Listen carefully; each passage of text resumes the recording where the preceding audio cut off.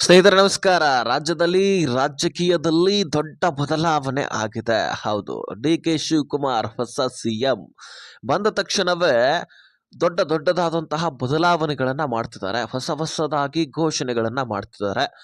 So ಹಾಗಾದ್ರೆ ಬನ್ನಿ, ಈ ಪಂಚ ಗ್ಯಾರಂಟಿಗಳಲ್ಲಿ ಕೂಡ ಸಾಕಷ್ಟು ಚೇಂಜಸ್ ಅನ್ನ ಮಾಡ್ತಿದ್ದಾರೆ. ಸೇಮ್ ಯೋಜನೆ ಆದರೆ ಕೆಲವೊಂದಿಷ್ಟು ಬದಲಾವಣೆಗಳನ್ನ ಮಾಡುವುದು. ಜೊತೆಗೆ ಇನ್ನು ಮುಂದೆ ಬಸ್ ಪ್ರಯಾಣ ನೀವು ಮಾಡಬೇಕಂದ್ರೆ ಆಧಾರ್ ಕಾರ್ಡ್ ಅನ್ನ ತೋರಿಸುವ ಹಾಗಿಲ್ಲ. ನಾನು ಹೇಳ್ತಕ್ಕಂತಹ ಕಾರ್ಡ್ ಅನ್ನ ನೀವು ತೋರಿಸ್ಬೇಕು. ಈ ಕಾರ್ಡ್ ಇದ್ರೆ ಮಾತ್ರ ನಿಮಗೆ ಫ್ರೀ ಪ್ರಯಾಣ, ಇಲ್ಲವಂದ್ರೆ ನೀವು ದುಡ್ಡು ಕಟ್ಟೆ ಪ್ರಯಾಣ ಮಾಡಬೇಕು. ಅಂಥದ್ರಲ್ಲಿ ಟಿಕೆಟ್ ದರವು ಕೂಡ ಏರಿಕೆ ಆಗಿದೆ. ಹಾಗಾದ್ರೆ ಈ ಟಿಕೆಟ್ ದರ ಏರಿಕೆ ಆಗಿರೋದನ್ನ ಕಟ್ಟಿಬಿಟ್ಟು ನೀವು ಪ್ರಯಾಣ ಮಾಡ್ತೀರಾ, ಅಥವಾ ಈ ಕಾರ್ಡನ್ನು ತೋರಿಸಿ ನೀವು ಫ್ರೀಯಾಗಿ ಪ್ರಯಾಣ ಮಾಡ್ತೀರಾ? ಇದು ನಿಮಗೆ ಬಿಟ್ಟಿದ್ದು. ಸರ್ಕಾರ ಏನು ಹೇಳಿದೆ, ಅದು ಏನು ಇನ್ಫಾರ್ಮೇಷನ್ ಇದೆ, ಸೊ ನಿಮಗೆ ತಲುಪಿಸುವಂತಹ ಕೆಲಸ ನಾನು ಮಾಡ್ತೀನಿ. ಬಹಳ ಕ್ಲಿಯರ್ ಆಗಿ ಹೇಳುವಂತಹ ಪ್ರಯತ್ನ ಮಾಡ್ತೀನಿ. ಆ ವಿಷಯವನ್ನು ನೀವು ತಿಳ್ಕೊಳ್ಳುವಂತಹ ಪ್ರಯತ್ನ ಮಾಡಿ. ಅದೇನಿದೆ ಅದನ್ನು ನೀವು ಮಾಡಿಸ್ಕೊಂಡು ಅದನ್ನು ರೆಡಿ ಮಾಡಿ ನೀವು ಪ್ರಯಾಣವನ್ನು ಮಾಡಬಹುದು. ಬನ್ನಿ, ವಿಡಿಯೋನ ಆದಷ್ಟು ಕೊನೆವರೆಗೂ ವಾಚ್ ಮಾಡಿ. ಚಾನಲ್ಗೆ ಸಬ್ಸ್ಕ್ರೈಬ್ ಮಾಡಿಲ್ಲ ಅಂದರೆ ಹೊಸಬರಿದ್ದರೆ ಬೇಗನೆ ಸಬ್ಸ್ಕ್ರೈಬ್ ಮಾಡಿಕೊಂಡೆ ನೋಟಿಫಿಕೇಶನ್ ಅಂತ ಸೆಟ್ ಮಾಡಿಕೊಂಡೆ ವಿಡಿಯೋನ ನೋಡ್ತಾ ಹೋಗಿ. ಸ್ನೇಹಿತರೆ, ಇನ್ನು ಮುಂದೆ ಈ ಬಸ್ನಲ್ಲಿ ನೀವು ಪ್ರಯಾಣ ಮಾಡಬೇಕಂದ್ರೆ ಆಧಾರ್ ಕಾರ್ಡ್ ಬಂದು ಕೆಲವೇ ದಿನಗಳಲ್ಲಿ ಈ ಒಂದು ಆಧಾರ್ ಕಾರ್ಡನ್ನು ಬಂದ್ ಮಾಡಲಿದ್ದಾರೆ. ಆಧಾರ್ ಕಾರ್ಡ್ ಅಂದರೆ ಪೂರ್ತಿಯಾಗಿ ಬಂದಲ್ಲ, ಈ ಒಂದು ಯೋಜನೆಗೆ ಆಧಾರ್ ಕಾರ್ಡ್ ತೋರಿಸುವ ಹಾಗಿಲ್ಲ ಅಂತೆ. ಹಾಗಾದರೆ ಡಿ ಕೆ ಶಿವಕುಮಾರ್ ಅವರು ಸಿಎಂ ಆದ ಬಳಿಕ ತಂದಿರತಕ್ಕಂತಹ ಬದಲಾವಣೆ ಆದರೂ ಏನು? ಸ್ನೇಹಿತರೆ, ರಾಜ್ಯದ ರಾಜಕೀಯದಲ್ಲಿ ಹೇಗೆ ಬದಲಾವಣೆ ಆಯಿತೋ ಅದೇ ರೀತಿಯಾಗಿ ಎಲ್ಲ ಗ್ಯಾರಂಟಿಗಳಲ್ಲಿ ಕೂಡ ಬದಲಾವಣೆ ಆಗ್ತಾ ಇದೆ. ಉದಾಹರಣೆಗೆ ಗೃಹಲಕ್ಷ್ಮಿ ಯೋಜನೆಯಲ್ಲಿ ಕೂಡ ಬಯೋಮೆಟ್ರಿಕ್ ಅತಿ ಅವಶ್ಯಕ. ಬಯೋಮೆಟ್ರಿಕ್ ಮಾಡಿದ್ರೆ ಮಾತ್ರ ದುಡ್ಡು ಅಂತ ಘೋಷಣೆ ಆಯಿತು. ಅದರ ಜೊತೆಗೆ ಅನ್ನಭಾಗ್ಯ ಯೋಜನೆಯಲ್ಲಿ ಕೂಡ ನಿಮಗೆ ಅಕ್ಕಿಯ ಬದಲಾಗಿ ಇಂದಿರಾ ಕಿಟ್ ಕೊಡುವಂತಹ ಎಲ್ಲ ಲಕ್ಷಣಗಳು ಕಾಣ್ತಾ ಇದೆ.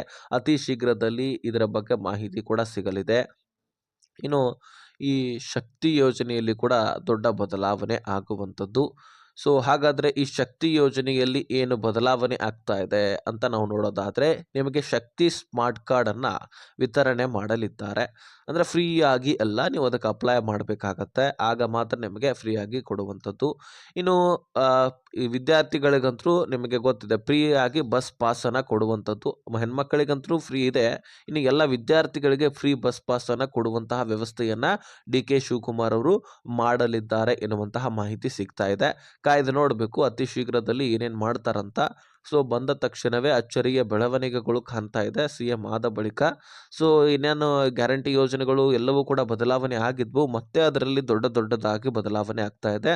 ಸೊ ಈಗ ಮುಖ್ಯವಾದ ಟಾಪಿಕ್ಗೆ ನಾವು ಬರೋದಾದರೆ, ಈ ಶಕ್ತಿ ಸ್ಮಾರ್ಟ್ ಕಾರ್ಡು ಅತಿ ಅವಶ್ಯಕ ಆಗಿಬಿಟ್ಟಿದೆ. ಇದನ್ನು ತರಲಿಕ್ಕೆ ಕಾರಣವೇನು ಮುಖ್ಯವಾಗಿ ನಾವು ಅದನ್ನು ತಿಳ್ಕೊಳ್ಳೋಣ. ಆಮೇಲೆ ಅದನ್ನು ಅಪ್ಲಿಕೇಶನ್ ಹಾಕೋದು ಹೇಗೆ ಅಂತ ತಿಳ್ಕೊಳ್ಳೋಣ.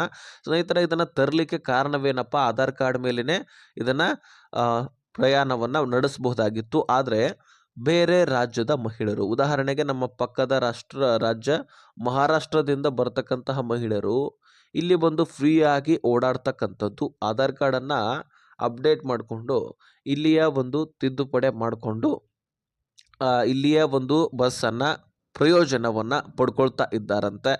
ಮಹಾರಾಷ್ಟ್ರ ಅಷ್ಟೇ ಅಲ್ಲ, ಉಳಿದಿರ್ತಕ್ಕಂತಹ ಕೆಲವು ರಾಜ್ಯಗಳಲ್ಲಿರ್ತಕ್ಕಂತಹ ಮಹಿಳೆಯರು ಕೂಡ ಈ ರೀತಿ ಮಾಡ್ತಾ ಇದ್ದಾರೆ. ಇದರಿಂದ ಸರ್ಕಾರದ ಖಜಾನೆಗೆ ಹೊಡೆತ ಬೀಳುತ್ತೆ.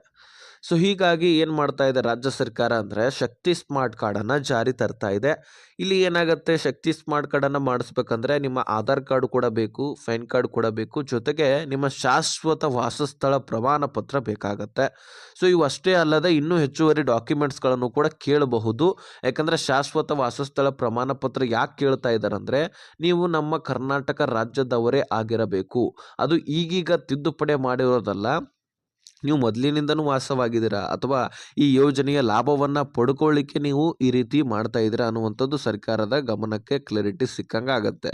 ಸೊ ಹಾಗಾಗಿ ನಿಮ್ಮ ಶಾಶ್ವತ ಪ್ರಮಾಣ ಪತ್ರವನ್ನು ತೋರಿಸಿದ್ದೆ ಆದರೆ, ಈಗ ಹೊರ ರಾಜ್ಯದ ಮಹಿಳೆಯರು ಕೇವಲ ಆಧಾರ್ ಕಾರ್ಡ್ ಅಪ್ಡೇಟ್ ಮಾಡ್ಕೊಂಡಿರ್ತಾರೆ, ಅಷ್ಟೇ ತಿದ್ದುಪಡಿ ಮಾಡ್ಕೊಂಡಿರ್ತಾರೆ, ಓಡಾಡ್ತಾ ಇರ್ತಾರೆ. ಆದರೆ ಈ ಒಂದು ಶಕ್ತಿ ಸ್ಮಾರ್ಟ್ ಕಾರ್ಡ್ ಸಿಗೋದ್ರಿಂದ ನಿಮ್ಮ ಒಂದು ಏನು ಶಾಶ್ವತ ವಾಸಸ್ಥರ ಪ್ರಮಾಣ ಪತ್ರ ಇರುತ್ತಲ್ಲ ಅದರಿಂದ ಕನ್ಫರ್ಮ್ ಆಗುತ್ತೆ ನೀವು ಇಲ್ಲಿಯವರಂತೆ. ಸೊ ಹೀಗಾಗಿ ಶಕ್ತಿ ಸ್ಮಾರ್ಟ್ ಕಾರ್ಡನ್ನು ಆಮೇಲೆ ನಿಮಗೆ ವಿತರಣೆ ಮಾಡುವಂಥದ್ದು. ನೀವು ಯಾವಾಗ ಇಲ್ಲಿಯವರೇ ಅಂತ ಪ್ರೂವ್ ಆಗುತ್ತೋ ನಿಮಗೆ ಶಕ್ತಿ ಸ್ಮಾರ್ಟ್ ಕಾರ್ಡ್ ಸಿಗುತ್ತೆ. ಆ ಶಕ್ತಿ ಸ್ಮಾರ್ಟ್ ಕಾರ್ಡನ್ನು ನೀವು ಬಸ್ಗಳಲ್ಲಿ ಹೋಗುವಾಗ ಬರುವಾಗ ಅದನ್ನು ತೋರಿಸಿ ನೀವು ನಮ್ಮ ರಾಜ್ಯದಲ್ಲಿ ಪ್ರಯಾಣ ಮಾಡಬಹುದಂತ ಇಲ್ಲಿ ಸರ್ಕಾರದ ಇದನ್ನ ಗಮನವನ್ನು ಹರಿಸಿದೆ. ಸೊ ಹಾಗಾಗಿ ಶಕ್ತಿ ಸ್ಮಾರ್ಟ್ ಕಾರ್ಡು ಅಪ್ಲಿಕೇಶನ್ ಹಾಕಲಿಕ್ಕೆ ಗ್ರಾಮವನ್ನು ಕರ್ನಾಟಕವನ್ನು ಬಾಪೂಜಿ ಸೇವಾ ಕೇಂದ್ರಗಳಿಗೆ ಹೋಗಬೇಕು. ಆದರೆ ಇನ್ನೂ ಕೂಡ ಅಪ್ಲಿಕೇಶನ್ ಹಾಕುವಂತಹ ಅವಕಾಶ ಮಾಡಿಕೊಟ್ಟಿಲ್ಲ. ಈಗಲೇ ಹೋಗಬೇಡಿ. ಅಪ್ಲಿಕೇಶನ್ ಹಾಕುವ ಅತಿ ಶೀಘ್ರದಲ್ಲಿ ಒಂದು ಅಫಿಷಿಯಲ್ ಅಧಿಕೃತ ವೆಬ್ಸೈಟ್ ಕೂಡ ಬಿಡಲಿದ್ದಾರಂತೆ. ಸೊ ಹಾಗಾಗಿ ಅತಿ ಶೀಘ್ರದಲ್ಲಿ ಬಿಟ್ಟ ತಕ್ಷಣವೇ ನಾನು ಮತ್ತೊಂದು ವಿಡಿಯೋದಲ್ಲಿ ತಿಳಿಸ್ಕೊಡ್ತೀನಿ. ಹಾಗಾಗಿ ಸಬ್ಸ್ಕ್ರೈಬ್ ಮಾಡಿಕೊಂಡು ನೋಟಿಫಿಕೇಶನ್ ಆಲ್ ಅಂತ ಸೆಟ್ ಮಾಡ್ಕೊಳ್ಳಿ. ಈ ಆಧಾರ್ ಕಾರ್ಡ್ನ ಬದಲಿಗೆ ಈ ಶಕ್ತಿ ಸ್ಮಾರ್ಟ್ ಕಾರ್ಡ್ ಮಾಡಿಸಿದ್ರೆ ಸರ್ಕಾರಕ್ಕೆ ಆದಷ್ಟು ಹಣ ಕೂಡ ಉಳಿಯುತ್ತೆ ಮತ್ತು ಸುವ್ಯವಸ್ಥಿತದಿಂದ ಬಸ್ಗಳ ಪ್ರಯಾಣ ಆಗತ್ತೆ ವ್ಯವಸ್ಥಿತವಾಗಿ. ಸೊ ಹಾಗಾಗಿ ಡಿ ಕೆ ಶಿವಕುಮಾರ್ ಅವರು ಈ ಒಂದು ಹೊಸ ನಿಯಮವನ್ನು ಜಾರಿ ಮಾಡಲಿದ್ದಾರೆ. ಸೊ ಮೊದಲು ಕೂಡ ಘೋಷಣೆ ಮಾಡಿದ್ರು, ಅದನ್ನು ಜಾರಿ ತಂದಿರಲಿಲ್ಲ. ಈಗಲಾದರೂ ಜಾರಿ ತರುವಂತಹ ಎಲ್ಲ ಸಾಧ್ಯತೆ ಇದೆ. ಈಗ ತಾವೇ CM ಅಲ್ವಾ, ಹೀಗಾಗಿ ಇದರ ಬಗ್ಗೆ ಹೆಚ್ಚಿನ ಗಮನವನ್ನು ಹರಿಸಲಿದ್ದಾರಂತೆ.